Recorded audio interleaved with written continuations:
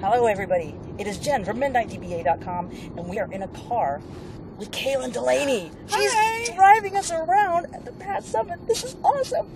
So, yeah, this is us, and this is how we interview. We just get you in a car and say, drive. Drive and don't stop. No escape. So, yeah, first off, I'm going to say, so who are you, anyway? Well, if you didn't know, why did you want to interview me?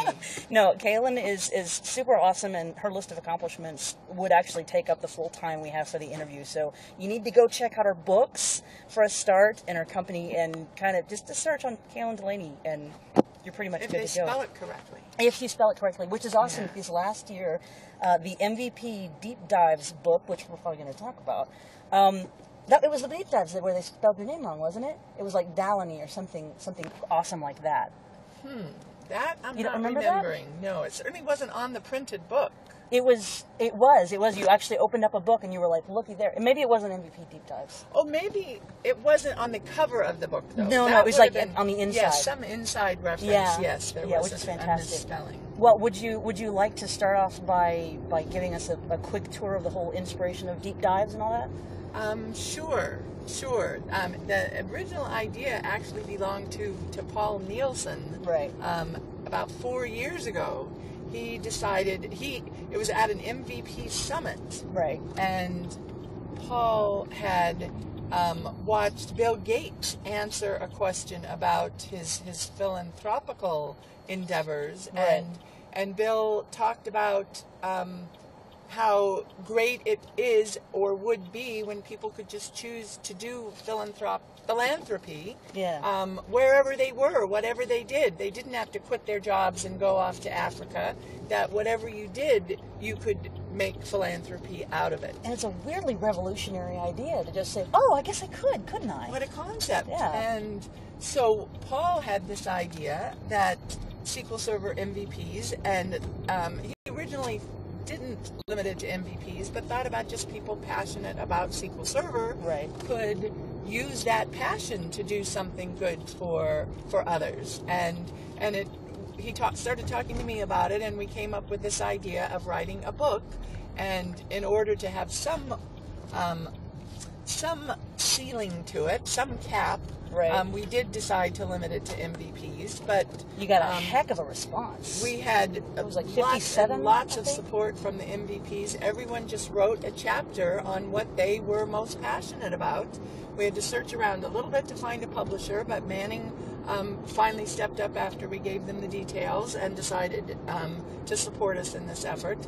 They gave us a much larger than usual royalty for first-time books. Yeah, that's fantastic. It wasn't my first book or Paul's, but the whole idea was a relative unknown. And we started working on it. Now, the first Deep Dives book, took a lot longer than we had originally thought, and one of our section editors was almost ready to quit. I will not name names. No, it's okay. Really thought that it was never going to see the light of day, because we were all working out the kinks. We were trying to figure out what was going to happen with this. We divided the book into 5 sections, which Paul said were based on 5 SQL Server job roles. They probably weren't the ones I would have broken it into, but he was in charge, so he did it. DBA, Dev, BI, those 3 are pretty obvious, but he came up with 5, and we had a section editor for each of the sections. Oh, performance tuning, because that was the one I was section editor for in the first volume. And so it just took so long to get everything rolling and actually happening that some people thought we were never going to get published. But we did. And we launched at PASS 2 years ago, 2009. Was it really 2 years ago? It was 2 years ago. Wow. And one of the most incredible things was a book signing we had at lunch one day. We had ordered 200 copies for the bookstore at PASS. The bookstore was really, really nervous, the guy in charge of it, because he had never sold more than 10 copies of a single title. Wow. And to see 200 copies come in of this, I mean, he usually would stock like 20 or 30, sometimes a few more, but he would never sell more than 10, he said was like his limit. Well, all of the books were sold out by the time of the book signing. You've got the triple whammy of tons of press, a bunch of MVP involvement, like 60 MVPs, and then on top of it being for War Child, for a really good charity. Exactly. That part I didn't get to, that all of the royalties were being donated, and right. the MVP authors voted on the charity to donate to, and last time we voted on a charity called War Child. Our criteria was that it needed to be people-focused, it needed to be international, and it needed to be secular. Yeah. So we voted on this organization called War Child, which provides support and aid to children anywhere in the world whose lives have been impacted or disrupted in some way by armed conflict. It's an amazing charity. Just amazing the stuff that they do. And we also wanted it to be not a huge charity like the Red Cross or something. Yeah. We wanted our contribution to be felt and not just be a drop in the bucket. And this year, for the MVP deep dives too, with any luck, it's been something of a smoother process. It definitely. Well, this one time we were totally switching the goal to make it fast. I mean, we're still donating to charity, but we were going to try and see if we could have tight deadlines. And if people didn't meet the deadlines, they were going to be out of it. That was it. You either get stuff done on time or you're not in the book. So it was a very, very short turnaround. We started the announcements in like February, January we mentioned we were doing it. February we had the call for titles, and the first draft was due by April. So we wanted to get it out by October, and that was another problem. That pass was earlier this year. Yeah. Usually it's November. This year it's October. So add another month, if not for the middling kids. Everything had to be done a lot faster, but we just stuck with our deadlines, and it was amazing. I was actually a part of this process on chapter 37, and it's really, really cool because it was like, okay, do this, okay, this, great. Now here are your feet, and it was really up to the last minute. I got my final proofs like 2 weeks ago. Yes, the people at Manning were absolutely awesome. Really kicked it. The way that they had to at the end, when everything was being prepared for actual publication, they were just working round the clock. I don't know if those people are working hourly, but to imagine that they're just salaried employees putting in all the extra weekend and evening hours they were putting in, it was unbelievable. And then we've got 2 book signings this week, which is just awesome. So we were able to talk the bookstore people into a slight increase up to 200 books, 250 books 250. This time. Right. And we're having 2 signings. One is the first lunch, which I thought was sort of early for announcing to people who might not have heard about it. So they also set up a second one early Friday morning. Yeah. And we've all been blogging and tweeting. So so there's been a lot of publicity about it. So it's still an unknown what's going to happen with it, but we're all pretty excited. And supposedly, I heard last Thursday that the books were scheduled to show up in the bookstore by noon Tuesday, so they should be there. So as soon as our business is concluded on campus on Tuesday, I'm going to run over there and. Well, the bookstore won't be selling them until evening. Yeah, but I got to go look.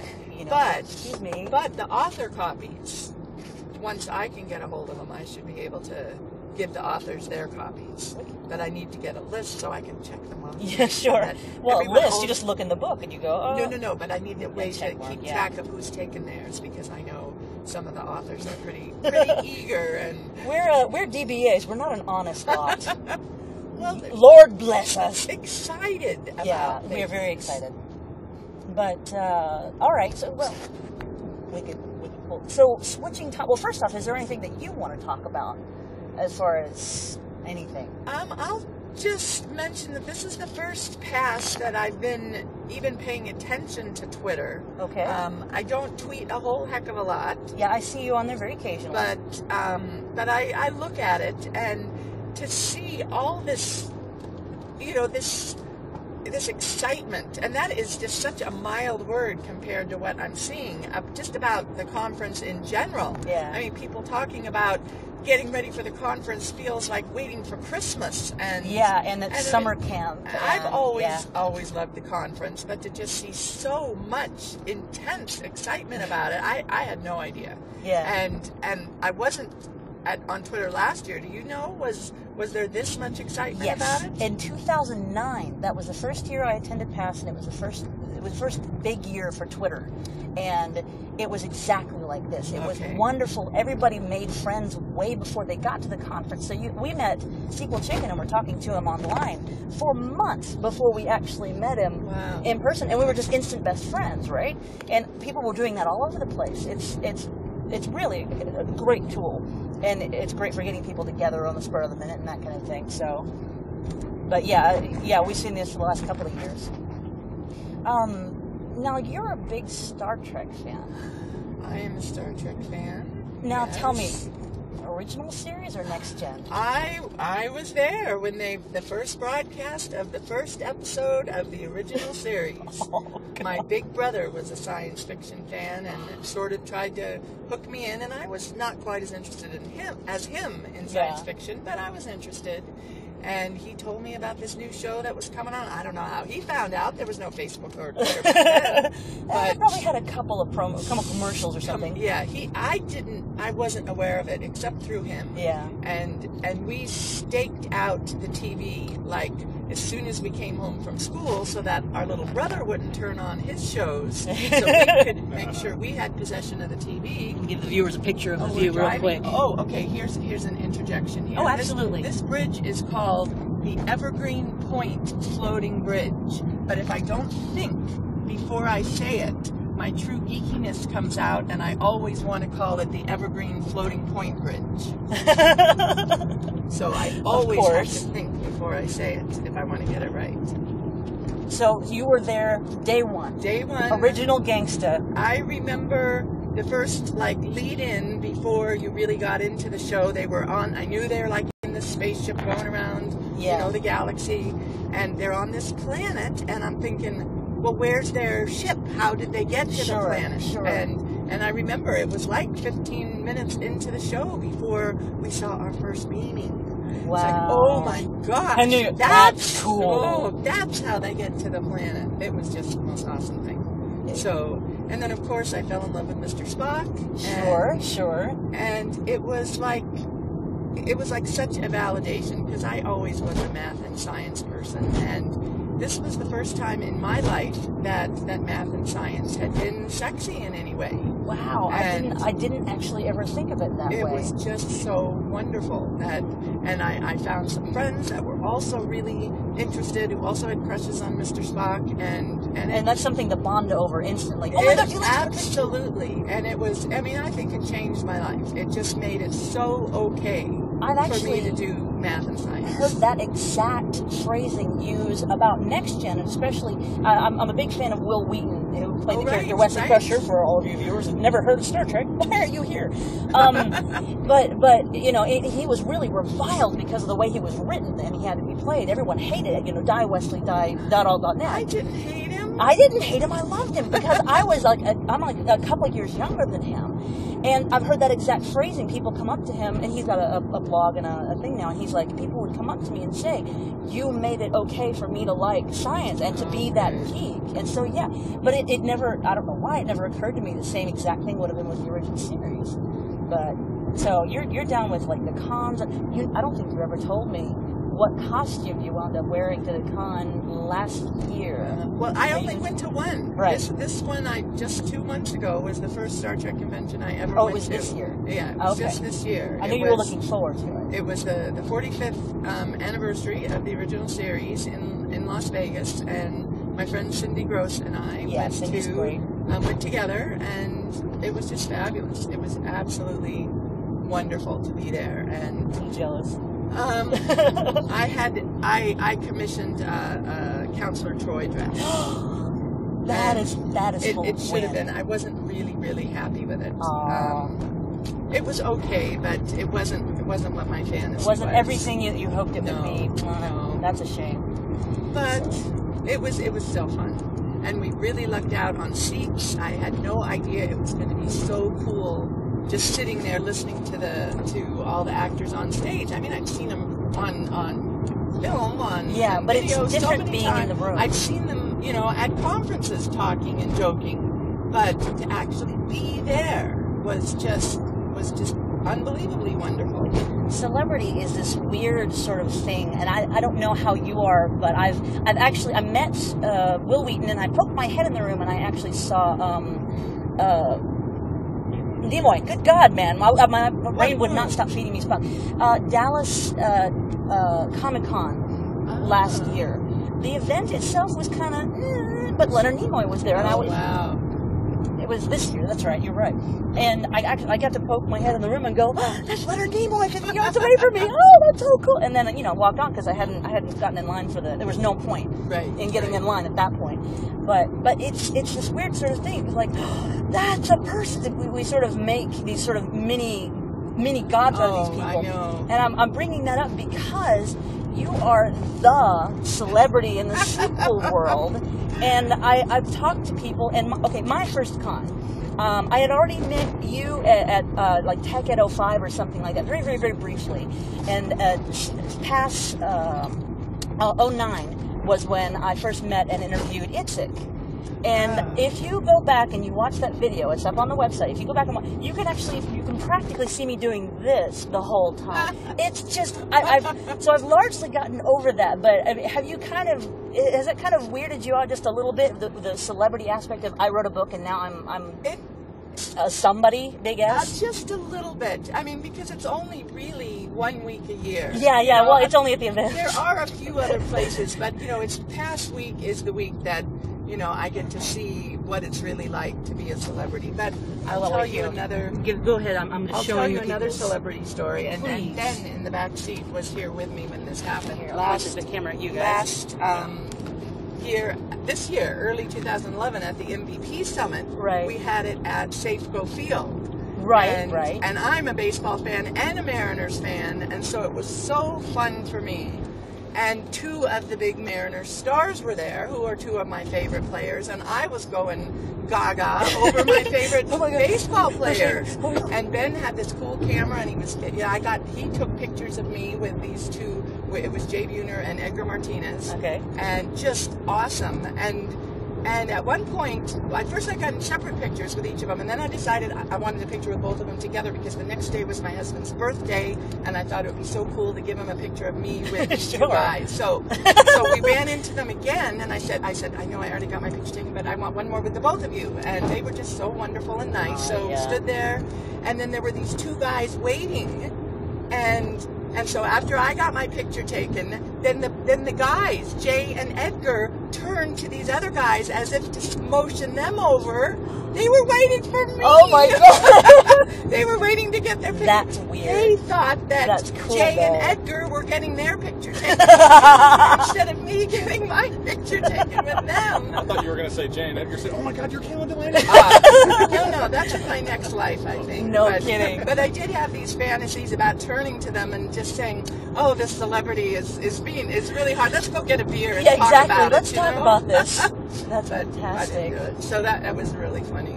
So, all right, slight topic. Now, the flip side of celebrity is that you get a lot of the same kinds of questions again and again, I'm sure. And I've seen various responses to this. These days, the most standard response is, I have a blog on that and it's here. But what is, if you could pick maybe one, two, something along those, what is the question you wish people would learn? Not even necessarily so you don't have to answer it anymore, but just this one thing. You mean like a technical question? Yeah, sure. And if you got a non-techie one, we'll let that one in too. Oh, well, it's your car. You can do what you want. I wish people wouldn't ask me how's your husband doing. Really? Oh, yeah. That's, yeah. But other than that, don't ask for that anymore. Questions? No, I don't. I mean, because I know people are starting out all the time. I will tell you, though, I was reading some of the Twitters today, the tweets during the pre-con. The tweeties, And yes. when I do see, someone said, "Oh, I just learned something really cool," and then they say something that I've been talking about for years, or, and I really had to, slap my hand to not respond and said, "Haven't you read my book?" So it's not one specific thing, but... If I made you up a t-shirt that said, "Haven't you read my book?" Would you be interested in that T-shirt if that was my gift to you? Probably not. Damn. A T-shirt. Okay. I'll see what I can come up with because we have this little thing that we do. Oh. Yeah, well, laptop stickers or something. A sticker or a pin. That would be ideal. I'd wear a pin because you at can a redo conference. that. Yeah. Okay. All right. I think that's an absolutely excellent answer.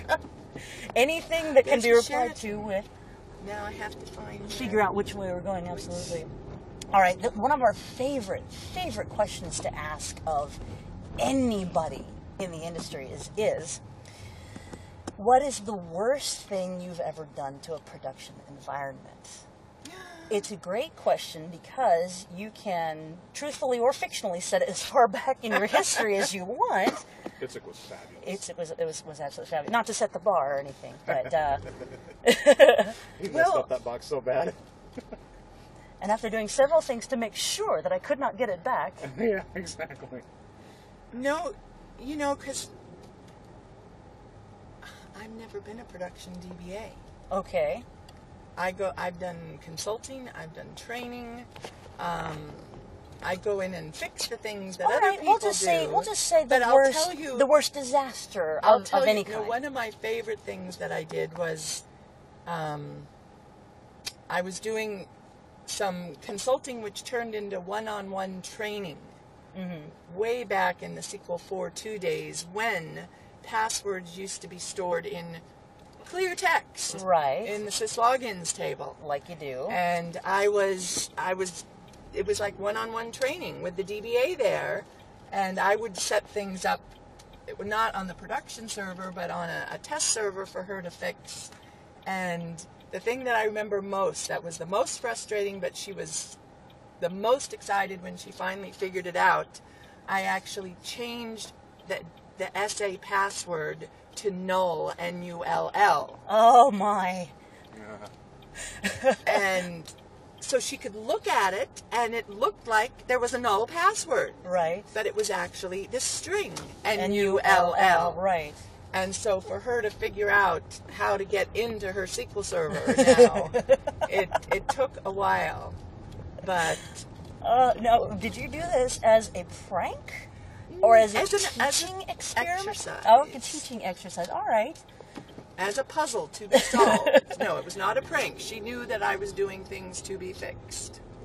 Excellent. Well, it looks like we're at the end of our ride. We are at the Sheraton. Thank you so much for driving us and for letting us do this interview.